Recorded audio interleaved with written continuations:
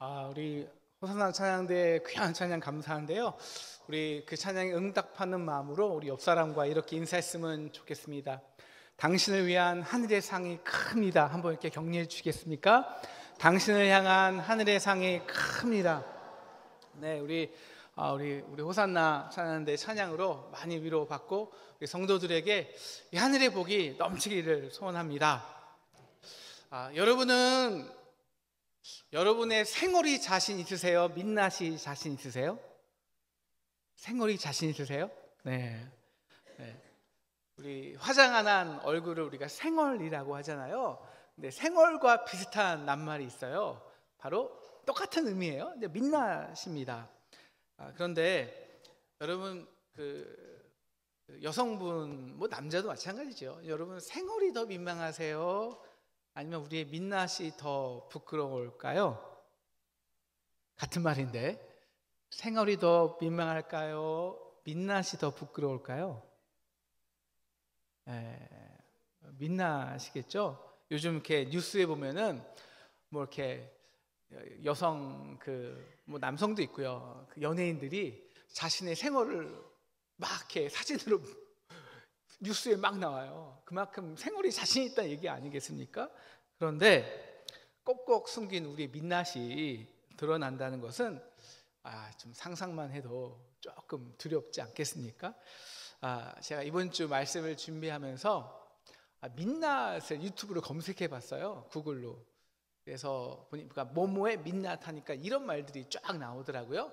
미국의 민낯, 예술 거장의 민낯, 기득권의 민낯, 슈퍼카 뽐내던 웹툰 작가의 민낯, 조국의 민낯, 해병대 지휘부의 민낯, 지방위원 민낯 보고서 이런 쫙 민낯이 쫙 나와요. 근데 여러분 이 민낯에 민낯에 해당하는 사람의 공통점이 있어요. 뭘까요? 공통점. 뭔가 가지고 있는 사람이에요. 그죠? 뭔가 권력이 있거나 힘이 있거나 혹은 물질이 많거나 이런 사람들이나 조직이라는 것입니다. 여러분 힘과 권력이나 이런 거 아무것도 없잖아요. 예를 들어서 폄하하는 건 절대 아니고요. 무슨 고아의 민낯 들어보셨어요? 혹은 아프니의 민낯, 청소년의 민낯 이런 거 없습니다. 들어보시지 않았잖아요. 그러니까 보통 우리 사람들은요, 우리 평소 자기 민낯은 잘 가려요. 힘과 권력과 선행이나 그럴싸한 말투나 언변이나 논리나 품위 있는 옷과 외모로 그 잘 가려진 민낯이 자기도 모르게 확 드러날 때가 있어요. 언제일까요? 바로 내가 의지하고 있었던 나의 삶의 보호막 같은 것이 막 이렇게 사라지는 위기 속에서 그동안 내가 잘 포장했던 이 민낯이 확 드러나 보이는 거예요. 여러분 요한계시록의 본질은 우리 사람이 안전하다고 여겼던 자기 세계에 이 재앙이 쏟아지는 거예요. 우리 요한계시록에 크가지 우리가 여태까지 봤지만 세 가지 삼중 재앙이 있잖아요. 일곱 인의 재앙, 일곱 나팔의 재앙, 이제 오늘 볼 우리 일곱 대접의 재앙인데 점점 재앙의 범위와 결과가 커져요. 인의 재앙에서는 4분의 1이 죽고 사라지고 4분의 1이 이제 나팔 재앙에서는 4분의 1이고요. 이제 이 하늘의 대접이 이제 쏟아지면 모든 것이 다 사라지고 멸망하게 당하거든요. 그러니까 예를 들면 이런 거예요. 우리 6장 8절에 보면 이제 넷째 인을 뗄 때 청황색 말이 옛날 기억을 더듬으시면 말이 나오잖아요. 그럼 검이 나와요. 전쟁이 일어난단 말이에요. 그래서 흉령과 사망의 영이 가득 차는데 그럼 4분의 1의 권세, 4분의 1이 죽어요. 그런데 이제 8장 14절을 보시면 여섯째 천사가 나팔을 불면 큰 유브라데에 결박한 네 천사를 놓아주라 그러거든요. 그러면 큰 전쟁이 일어나서 그 다음 절 보면 3분의 1이 이미 죽이기로 준비된 자예요. 그런데 오늘 말씀 똑같은 유브라데 강인데 여섯째 대접이 쏟아지면 16장 12절에 보니까 큰 강 유브라 강에 강물에 이 대접이 쏟아지잖아요. 그럼 강이 싹 말라버려요. 그러면 유프라데스의 강이 말리면 어떻게 되냐면 그 이스라엘의 대대의 적은 그 유프라데 강 그 더 옆쪽 페르시아, 시리아 뭐 이런 사람들이군요. 마음껏 이스라엘을 공격할 수 있는 거예요. 그래서 영적으로 하나님의 군대와 이 사단의 군대가 마지막 전쟁, 그 최후의 전쟁, 최후의 심판, 아마겟돈 전쟁을 벌여요. 그래서 모든 심판당할 모든 이가 심판당하는 거예요. 최종적 심판이죠. 그런데 우리가 일곱 나팔, 인 나팔 대접이 쏟아지고 재앙이 확대될 때마다 그 이 땅에 그 짐승의 표를 받은 사람들, 그 재앙을 당한 사람들의 반응이 조금씩 점점 달라지는데요. 그러면서 그들의 민낯을 드러내는 거예요. 우리 예를 들어서 일곱인을 떼실 때 다 떼고 난 다음에 6장 15절에 보면요, 땅의 임금들, 아까 이 민낯의 사람들이죠. 임금들, 왕족들, 장군들, 부자들, 강한 자들, 이 사람들이 산들의 바위 틈에 숨어서 이 자신의 이 어린 양의 진노에서 우리를 가려달라고 막 그렇게 두려워하거든요. 그런데 이들이 이제 나팔을 불잖아요. 근데 3분의 1이 죽임을 당해요. 그런데도 불구하고 9장 20절 보면은 회개하지 않아요. 손으로 행한 일을. 뭐하냐? 그러니까 자신을 의지하는 것이 사라지니까 대신에 뭐 보거나 듣거나 다니지도 하지 못하는 그 금은 목석, 그것을 우상으로 만들어서 그들에게 절하는 거예요. 내가 차라리 이들을 의지할게. 이게 민낯이에요, 민낯. 그 목상에게라도 의지해야 살 것 같은 자신의 연약함에 민낯을 싹 다 드러내는 거예요. 그런데 오늘 우리 이제 대접이 쏟아지잖아요. 그럼 이들의 반응이 어떤 줄 아세요? 읽으신 분은 알겠지만 이제 회개하지 않는 수준이 아니라 하나님을 비방해요. 영광은 돌리지 않아요. 이게 오늘의 반응이에요. 그래서 오늘 말씀은 이제 잠시 이제 그 대접 순서대로 보시면, 표를 보시면 천사 요표 이제 저 확대된 표요. 천사 첫째 대접이 쏟아지니까 이 땅에 쏟아져요. 그러니까 짐승의 표를 받은 사람들에게 독종이 나요. 독종이. 그리고 둘째 천사가 대접을 이번엔 바다에 쏟아요. 그러니까 바다가 피가 되어 모든 생물이 죽습니다. 셋째 천사는 그 대접을 강과 물에 쏟아요. 근데 모든 것이 피로 변해요. 넷째 천사는 대접을 해에 쏟아요. 그러니까 해 권세가 막 너무 심해져서 사람을 다 태워요. 그런 다음에 그들이 뭐라고 반응하냐면 하나님을 비방해요. 회개하지 않아요. 그리고 다섯째 천사가 대접을 이번에는 그 짐승의 왕자, 그 짐승의 본진에다 쏟아붓습니다. 그러니까 이 보이는 권력과 힘과 이 만몬으로 세상 사람들에게 너 내 날개 아래에서 보호받아, 이게 축복이야. 그 유혹했던 그 거짓 보좌에 그 대접이 쏟아지니까 다 사라지잖아요. 그러니까 이들이요, 짐승의 표를 받은 자들이 10절을 보면 그 아파하면서도 자기 혀를 깨물어요. 근데 혀 깨물면서 뭐 할까요? 혀 깨물면서까지 하나님을 비방하는 거예요. 회개하지 않는 거예요. 이게 우리 인간의 민낯이에요. 민낯. 여러분, 그들이 왜 비방할까요? 그동안 땅과 바다에 나의 왕좌, 나의 성을 쌓기 위해서 얼마나 노력했는데 이 재앙으로 그게 다 사라져 버리니까 이제 내가 살 근거가 없어지잖아요. 땅이 없고 바다가 없고 해가 없다는 건 근거가 없다는 거예요. 왕자란 세상에서 지금 나의 힘과 권력이 유지되도록 하게 하는 시스템이에요. 프레임이에요. 그런데 대접이 그 왕자에 쏟아지잖아요. 그럼 모든 것들이 무너져요. 그럼 나는 없어요. 그러면 정말 세상에 끝난 것 같거든요. 아니, 끝이거든요. 그 완벽한 절망 앞에 혀를 깨물면서도 근데 하나님을 모욕하고 비방하는 거예요. 왜 하나님을 굳이 비방할까요? 여러분, 우리 인간에게 하나님이란, 즉 신의 존재란 뭐예요? 인간의 영역 그 너머에, 그 저 너머에 있는 영역이에요. 이거는 항상 인간에게 불가침의 영역이란 말이에요. 왜? 그 불가능 속에서도 가능성을 찾아주잖아요. 마지막 희망이거든요. 그 용서와 희망과 소망의 대상이에요. 근데 그 존재를 비방하고 모욕한다? 여러분, 이게 무슨 뜻인지 아십니까? 나에게는 이제 완전한 절망이야라는 거예요. 절망. 그러니까 그 짐승의 보호 아래 내가 이 땅과 바다에서 만든 내 왕자가 얼마나 절대적이었냐면, 이제 이것이 무너지면 나는 이제 끝나. 하나님이고 뭐고 없어. 하나님도 무너지는 거야. 이 절망이 비방이 돼요. 이건 인간사도 마찬가지입니다. 인간의 그 민낯을 드러내는 특징을 다 한번 보세요. 뉴스를 보시면서. 언제예요? 자신의 기득권 혹은 보호막이 사라져버릴 때 오히려 다른 사람들을 비방하거든요. 자신의 민낯이 드러나는 줄도 모르고 말이죠. 그런데 여러분, 오늘의 핵심은요, 민낯이 아니니까 너무 걱정하지 마세요. 오늘의 핵심은 민낯이 아닙니다. 반대예요.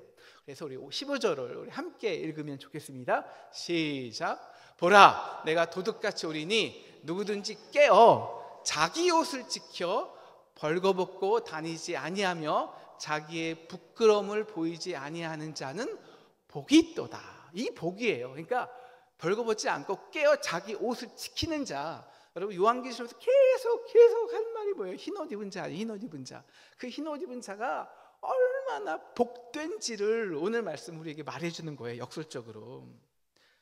여러분, 이제 흰옷이 너무 알죠. 이제 요한계시록을 나중에 우리가 조금 마지막 좀의 결말을 좀 봐야 되는데요. 내가 이 환난과 재앙 속에서 내가 의지하는 것들이 사라져 가잖아요. 그럼 저 흰옷 입은 자들이 누구냐? 큰 환난에서 나오는 자들인데, 그 속에서도 어린 양의 보혈의 피에 내 옷을 빨아 희게 합니다. 그러면 은혜뿐이 안 남아요. 나 된 것은 다 하나님의 은혜다. 이 은혜만을 남겨서 흰옷이 되는 거예요. 근데 그렇게 회개할 수 있는 사람이 얼마나 복되냐. 이 복을, 우리 축복 오늘 말씀해 주셨는데, 이 복을 말하는 거예요. 여러분, 이 세상에서 진짜 복된 사람이 누군지 아십니까? 정말 복된 사람? 회개할 수 있는 사람이에요. 돌이킬 수 있는 사람입니다. 회개한다는 것은 돌이킨다는 거예요. 여러분, 왜 돌이킬까요? 어떻게 지금 내가 제 인생을 가던 길을 멈추고, 물론 대부분 그것이 망했기 때문에 멈출 수밖에 없지만, 그럼에도 돌이킬 수 있냐고요. 길이 있기 때문이에요. 희망을 보기 때문입니다. 소망이 있기 때문이에요. 이게 얼마나 축복인 줄 아세요? 여러분, 우리 탕자를 보세요. 그가 어떻게 아버지 집으로 돌이켰을까요? 아버지를 찢어내고 그 돈을 가지고 내 힘껏 성공해 보려고 했지만 완전히 무너졌어요. 완전한 재앙이란 말이에요. 쥐엄 열매도 먹지 못하는 그런 재앙을 경험하죠. 그 완전한 재앙, 무너짐에서 그가 기억하는 게 있었단 말이에요. 뭐? 아버지의 무한한 사랑이죠. 내 아버지 집에는 풍족한 품꾼이 얼마나 많은가, 이걸 기억하고 그 아버지의 사랑에 내가 자격이 없어서 아들이 못 되겠지만 내가 그 종이라도 되자 돌이키는 거예요. 근데 돌이키는 게 얼마나 큰 축복이냐면요, 우리는 가능할까 돌이키지만, 그러나 아버지는 이미 먼 데에서 그 돌이키자마자 그 아들을 안고 종이 아니라 아들로 손가락, 은가락지 다 끼워주고요, 너무 기뻐서 동네 송아지 잔치를 삼아요. 그럼 순간 그 아들은요, 그 아버지의 사랑을 누리면서 정말 이 새 노래를 부르지 않겠어요? 하나님께 영광 돌리지 않겠어요? 그렇게 나뉘는 거예요. 여러분, 일곱인, 일곱 나팔, 일곱 대장의 재앙은요, 언제도 말씀드렸겠지만 이 애굽의 10가지 재앙을 모티브로 삼았습니다. 그래서 오늘 독종이 생기는 재앙은 애굽의 6번째 재앙이고 바다에 피가 되는 재앙은 애굽의 첫째 재앙이에요. 해가 어두워지는 거는 9번째 재앙이고요. 10번째 재앙에서 완전히 나뉘어요. 10번째 재앙이 이 애굽의 왕자의 진노의 대접이 쏟아지는 겁니다. 그래서 확 나뉘어요. 벌거벗은 자와 입은 자가 나뉘게 됩니다. 여러분 그 바로의 10가지 대한 대응을 반응을 보면 굉장히 웃겨요라고 말하기 뭐하지만 참 볼품없어요. 왕이 맨 처음에는 무관심했다가 분노했다가 하나님을 원망했다가 그 다음에 막 분개했다가 그 다음에 마음이 점점 완강해져요. 그러다가 우박 재앙에서는 하나님이 의로우시다고 하다니 다시 마음이 완악해지고 메뚜기 재앙에서는 내가 여호와께 죄를 지었다 한 번만 봐달라 그러니 순간 마음이 오히려 더 완악해져요. 그래서 9번째 재앙에서 어두워지니까 모세보로 너 내 얼굴 보면 내가 죽여버릴 거야. 그렇게 하나님의 사람들, 그러니까 하나님을 대항하는 거예요. 그러니 10번째 재앙에서는 이제 하나님께 완전히 백기투항하더니 어떻게 됩니까? 바로 모든 군사를 데리고 그 여호와를 대적하러 유프라데스 강이 영적으로 글로 가는 거 아니에요? 근데 하나님이 그걸 완전히 말라버리게 하시고 완전히 쓸어버리죠. 그 순간에도 그는 혀를 깨물며 하나님께 비방하며 하나님께 영광 돌리지 않습니다. 그래서 들어있는 민낯이 있죠. 민낯. 야, 우리가 보이기에 그 완벽한 애굽의 보좌가 얼마나 빈약한 것을 그 왕이 제국의 왕이 사실 여자의 마음보다 못한 그 흔들리는 마음, 그 연약한 마음의 민낯을 다 드러내잖아요. 근데 반대로 이제 이 벗은 자, 입은 자가 나뉘는데 우리 10번째 재앙 때 이스라엘 백성을 보자고요. 그들은 10번째 재앙 때 이스라엘 어린 양의 피의 능력을 경험하잖아요. 피를 문설주에 바르면 죽음의 재앙이 물러갑니다. 이스라엘 사람들은 똑똑히 애굽의 재앙을 눈으로 본 사람들이에요. 하나님을 두려워한 사람들이에요.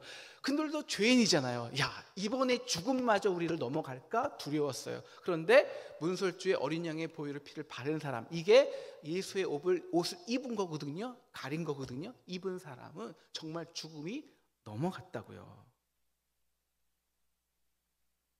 여러분, 우리 인간은 솔직히 다 죄인입니다. 다 죽어야 할 죄인이에요. 이게 우리의 민낯이에요.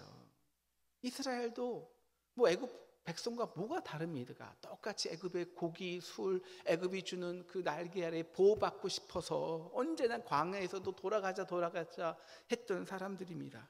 그런데 그 연약한 사람들이 어떻게 홍해를 건너고 어떻게 가나안의 요단강을 건너서 이 가나안의 수많은 적들과 싸워서 이 새 땅, 이 가나안 땅을 차지하고 정복할 수 있었을까요? 바로 딱 하나, 10번째 재앙 때 은혜를 입었기 때문이에요. 그래서 우리 은혜는요, 입는 거예요. 옷을 입잖아요.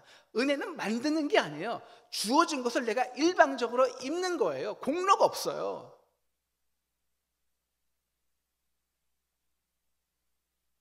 그 피의 능력으로 죽음이 넘어간 경험을 했잖아요. 로마서 5장 8절, 우리가 아직 죄인 되었을 때 그리스도께서 우리를 위하여 죽으심으로 하나님께서 우리에 대한 자기의 사랑을 확증해 놓으셨느니라. 그 마음에 확증이 있단 말이에요. 이게 입은 거예요. 그리스도의 옷을. 여러분, 이게 얼마나 위대하냐면요, 생각해 보시라고요. 이스라엘 백성들은 무려 430년 동안 애굽이 세상의 전부인 줄 알았어요. 여러분, 우리나라는 고작 36년이었어요. 그런데 이 땅의 모든 지성인들이 일본의 도움이 없는 한국은 상상도 못했단 말이에요. 그래서 지성인들이 거의 다 마지막에는 친일파가 된 거거든요. 그런데 그들은 그 애굽 땅이 망했고 애굽의 하늘이 무너졌어요. 갈 데가 없어요. 그럼에도 불구하고 그들은 떠난 거예요. 가나안 땅을 향해, 새 땅을 향해. 어떻게 그들이 결단할 수 있었을까요? 애굽이 망해도, 애굽의 하늘이 무너져도 하나님이 약속하신 땅으로 가자. 어떻게 결단할 수 있었을까요? 결단. 은혜가 입었기 때문이에요. 은혜가 뭐예요? 완벽한 좌절, 절망 속에서도 돌이켜서 새 희망을 찾는 능력이니까요. 이게 어린 양의 보혈의 피의 능력이에요. 그 옷을 입어보았기에 벌거벗은 상황에서도, 모든 것이 끝나고 없는 상황에서도 새 길을 내시고 새 땅으로 인도하시는 그분의 날개 아래로 돌이킬 수 있었던 거예요. 그래서 광야에서 그들이 뭐합니까? 오늘 넷째 천사가 대접을 쏟으니까 해가 권세를 받아서 사람들을 다 태우잖아요. 사실 이게 이스라엘의 광야 생활의 본 모습이거든요. 본 모습이에요. 그런데 오늘 계시록 7장 15절 보면요, 바로 그때 보좌에 앉으시니까 그들 위에 싹 장막을 피세요. 그러더니 16절, 아무 뜨거운 기운에 상하지 않게 합니다. 여러분, 이스라엘 백성이 하루 종일 광야에서 헤매고 나면 목이 말라요. 배가 고파요. 뜨거워 죽겠어요. 그래서 모세를 죽이려고 하고 하나님을 원망하고 애굽으로 돌아가자. 그 인간의 그 본질, 그 민낯이, 벌거벗은 모습이 다 드러나거든요. 모세도 마찬가지예요. 분노해서 그들을 이렇게 하나님의 심판을 막 내리려고 했다가 그 자기의 민낯을 보이잖아요. 근데 그들이 어떻게 38년 광야를 버텼냐고요. 물론 믿음 없는 세대는 다 죽었지만 그 속에서도 하나님은 새로운 세대를 일으켜줬어요. 어떻게? 장막을 덮으신 거예요. 밤에는 불기둥, 낮에는 구름 기둥으로 그를 보호하신 거예요. 이 경험, 이게 입은 거예요. 입은 거. 사랑하는 상동 성도 여러분, 우리 인간은요, 이 벌거벗음의 존재예요. 이 벌거벗음이라는 책이 있거든요. 여러분, 우리 인간이 땅에 살면서 땅과 바다에서 얻은 것들로 치장을 하고 화려한 옷을 입고 뽐내지만, 인간의 본질이란, 우리가 태어날 때 어떻게 태어나요? 연약한 벌거벗은 아기, 부모의 보호가 없으면 바로 죽을 수밖에 없는. 그래서 인생에서 뭐 여러 가지 치장은 하지만 결국 다시 벌거벗은 존재로 돌아가는 거예요. 이 땅의 환난, 그 질병이라는, 특별히 그 세월이라는 재앙 앞에 다 벌거벗은 존재로 마지막에는 서야 된다고요. 서글프죠. 저희가 참, 이제 우리 어머니가 만으로 이제 86세 되시는데, 우리가 어머니 젊었을 때 우리 성도님 다 마찬가지겠지만 참 총기가 있었고요, 미모가 있었고요, 참 올곧으셨고 깨끗하셨거든요. 근데 이제 어쩔 수 없이 나이가 드시니까 감당이 안 되시잖아요. 그러니까 그 모습들, 뭐 제대로 씻지도 못하시는, 그리고 뭐 이렇게 있는 그들의 모습을 보여줘야 되는 그 모습을 아들에게 보여주기 싫어서 가끔은 오지 말래요. 마음이 아프죠. 그렇게 한평생 땅에서 애써 이룬 우리의 장막이 무너질 때, 벌거벗은 자가 될 때, 여러분, 내가 무엇을 입고 있다는 게 얼마나 축복인 줄 아세요?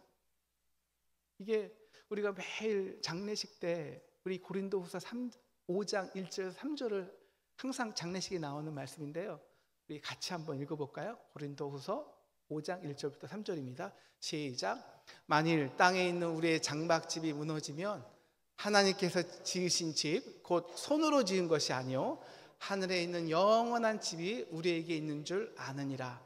참으로 우리가 여기서 탄식하며 하늘로부터 오는 우리 처소를 덧입기를 간절히 사모하노라. 이렇게 입음은 우리가 벗은 자들로 발견되지 않으려 함이라. 아멘. 그래서 마지막 때 반응이 나뉘어요. 어떤 사람은 자신의 왕자의 보좌가 무너지면 절망이라고 하나님을 비방하지만, 어떤 자는 다 무너졌지만 그래서 돌이키는 거예요. 은혜를 사모하고 더 소망해요. 이것이 오늘 15절의 핵심, 깨어 자기 옷을 지키는 자의 복이라는 것입니다. 여러분, 우리 요한계시록은요, 이제 맨 처음에 인이 떼어지고 나팔이 불리고 이제 대접이 쏟아지는데, 이게 어떤 시간 순으로 배열한 것이 아니에요. 이거는 그 심판의 계시들을 통해서 점진적으로 심판의 의미와 결과가 확장되고 아주 명확하고 확실해지는 거예요. 마치 어떤 거냐면, 우리가 맨 처음에 있는 조그만 사진 보다가, 평면 영화 보다가, 이제 2D 보다가 3D 보다가 4D로 보는 거예요. 이렇게 심판이 점점 이거였네, 이거였구나. 그래서 뭐만 남냐? 결국 요한계시록 때 제가 말한 게 다 뭐예요? 은혜예요. 오직 은혜. 흰옷 입은 자. 맨 처음에는 누가 진짜 보좌가 누군지, 보이는 도미티안이 왕자 진짜 보좌인지, 아니면 어린 양이 보좌라고 그러는데 지금 보이는 건 다 죽어 보이고 헷갈려요. 용이 보냄 바다에서 나온 짐승과 땅에서 나온 짐승이 그냥 온 세상의 왕권을 다 장악해버려요. 그럼 나도 그 날개 아래 보호받을까? 이런 마음이 들어요. 그런데 인을 떼면 뗄수록, 나팔이 불면 불릴수록, 대접이 쏟아지면 쏟아질수록 명확해지는 게 있어요. 명확하게 싹 나뉘는 거예요. 어린 양 보좌의 능력이에요. 그리고 그 능력만을 붙드는 흰옷 입은 자들의 영광과 새노래예요. 그래서 흰옷 입은 어린 양의 인침 14만 4천 명과 666 짐승의 표를 받은 자들이 딱 나뉘는 거예요. 심판 중에 하나님께 노래하고 영광 돌리는 자와, 심판 중에 자신의 혀를 깨물며 하나님을 비방하는 자들이 정확히 나뉘는 거예요. 흰옷 입은 자와 벌거벗은 자가 명확히 구분되는 거예요. 이게 요한계시록이에요.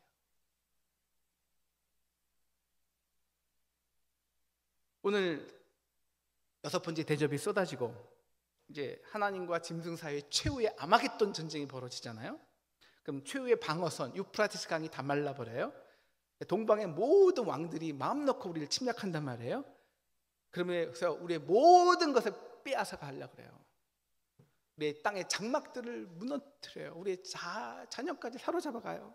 심지어는 우리의 신앙마저 빼앗아 가려고 합니다. 바로 그때, 이 마지막 아마겟돈 전쟁 때 우리가 어떻게 깨어 있어야 할까요? 우리가 이 무너져가는 것을 안타까워서 더 힘든 사람들을 불러 모으고 돈으로 애굽에서 말을 사서 우리도 더 힘을 키워야 할까요? 그렇게 힘으로 숫자로 세상 방법으로 싸워야 할까요? 아니에요. 그래서 그거 아니야. 깨어 있으라는 거예요. 바로 그때가 바로 우리 안에 우리가 입은 예수 그리스도의 은혜를 나타낼 때라는 거예요. 우리의 삶을 통해 그 은혜만을 더 붙들고 더 낮아지고 더 십자가 지고 더 아픈 자들의 눈물을 닦아주라는 거예요. 그들이 너희를 아무리 벗기려고 해도 두려워하지 마. 너희는 결코 벗은 자가 될 수 없어. 그 마지막 아마겟돈에서 너희가 싸울 무기가 뭔지 알아? 오늘 15장 말씀 이거예요. 깨어서 회개하고 자기 옷을 지켜, 깨어서 회개하고 돌이키고 자기 옷을 지켜, 돌이켜 십자가의 은혜만을 붙들어. 소망에 이미 다 무너졌잖아. 인간의 땅과 하늘은 이미 무너졌어. 그래서 이제 17장 18절에서는요 7번째 대접이 쏟아지며 마지막 큰 음료 바벨론이 무너져요. 바벨론이, 즉 이 땅의 땅과 하늘이 무너지는 거예요. 그동안 나를 지켰던, 보호했던. 근데 바로 그때 흰옷을 입으며 소망하는 자들이 무엇을 볼까요? 우리 다 같이 21장 마지막 부분인데요. 21장 1절을 함께 읽겠습니다. 시작. 또 내가 새 하늘과 새 땅을 보니 처음 하늘과 처음 땅이 없어졌고 바다는 다시 있지 않더라. 네, 그동안 그렇게 우리를 괴롭혔던 바다는 없어지고 처음 하늘과 처음 땅 없어지고 이제 사람의 손으로 짓지 않은 진짜 새 하늘과 새 땅이 우리에게 임해요. 이게 2절에는, 그래서 또 보니까 2절에는 거룩한 성 새 예루살렘이 하늘에서 내려와요. 신부가 남편을 위하여 단장한 것 같더라. 그리고 3절, 하나님의 장막이 그들과 함께 계시죠. 그래서 4절, 우리의 모든 눈물을 눈에서 닦아주세요. 이게 요한계시록입니다. 사랑하는 창동 성도 여러분, 저와 여러분은 벌거벗은 자가 아니라 입은 자인 것을 믿으시기를 축원합니다. 우리 한번 인사할까요? 당신은 벌거벗은 자가 아니라 입은 자입니다. 한번 축복해 주세요. 당신은 벌거벗은 자가 아니라 입은 자입니다. 입은 자입니다. 여러분, 우리 땅이 무너질 때 새 하늘과 새 땅만이에요. 해 아래 새 것 없거든요. 지금까지 저와 여러분을 지킨 그 땅이, 그 하늘이 무너질 때 바로 그 하늘에서 새 예루살렘이 저와 여러분에게 내려오기를 주님의 이름으로 축원합니다. 그렇게 깨어서 옷을 지켜 우리의 마지막 아마겟돈 전쟁에서 승리하는 저와 여러분 되시기를 주님의 이름으로 축원합니다. 아멘.